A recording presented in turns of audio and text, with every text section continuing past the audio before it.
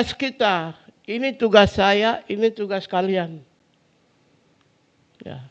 Kalau minimal satu, kalau kita tidak bisa bangun bangsa Indonesia, ini saya pakai rumus Pak Prabowo ya.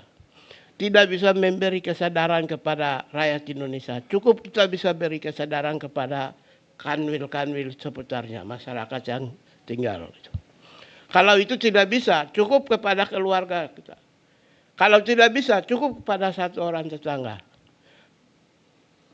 Itu tugas kita semua. Ya.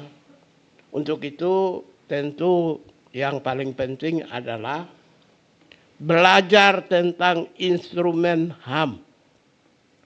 Ya. Instrumen HAM harus belajar, ya. Yang kedua, belajar buku-buku.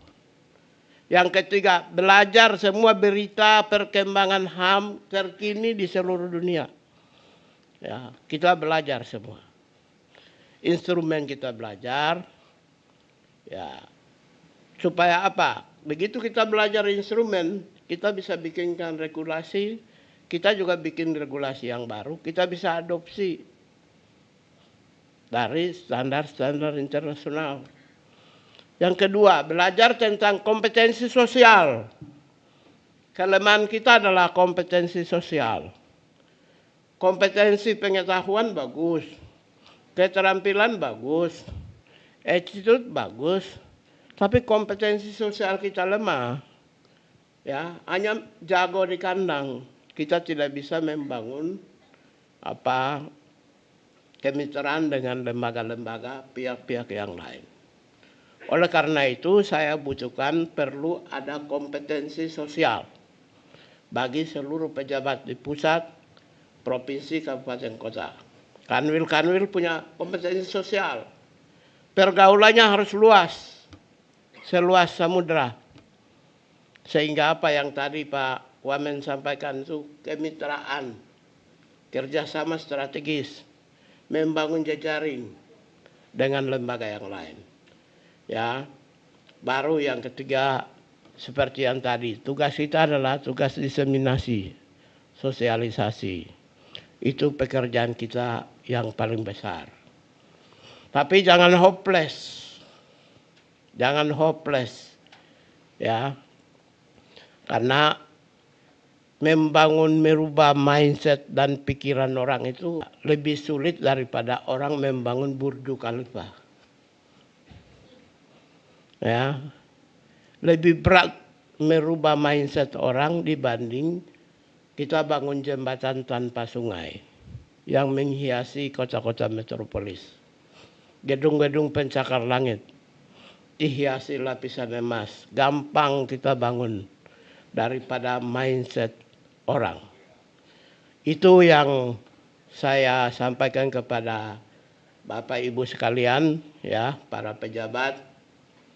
Tugas IDP ini sangat berat. Oleh karena itu rumuskan baik-baik, lakukan baik-baik, mengkampanyekan, membumikan hak asasi manusia dan jangan defensif. Ya, ketika kita menyampaikan sesuatu jangan defensif, membiarkan mereka bicara. Membiarkan orang sampaikan pendapat, nggak masalah, ya. Self determination of the right itu ditentukan oleh seorang individu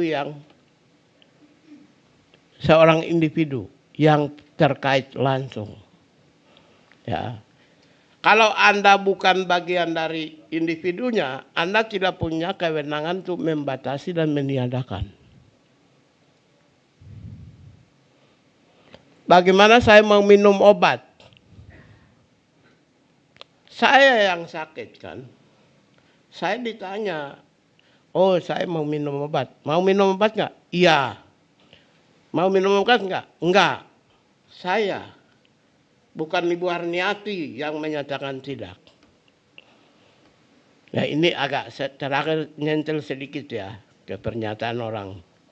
Jadi kalau orang yang tidak mendapat program MBG baru menyatakan menolak.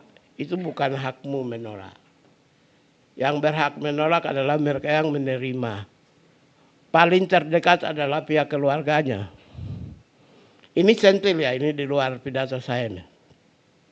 Jadi kalau ada pengamat yang menolak, ada anggota DPR yang menolak, ada aktivis yang menolak, ada mahasiswa yang menolak, saya tolak MBG.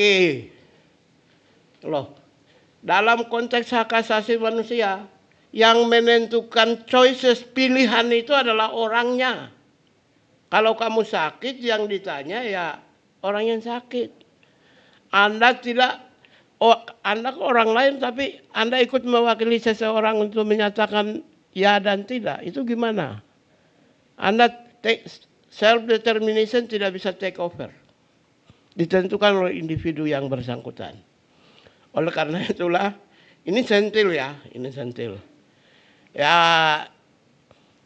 saya anggap itu sebagai gimmick-gimmick sampah. Sekian, terima kasih. Kepada Bapak Menteri, kami mohon untuk tetap berada di depan.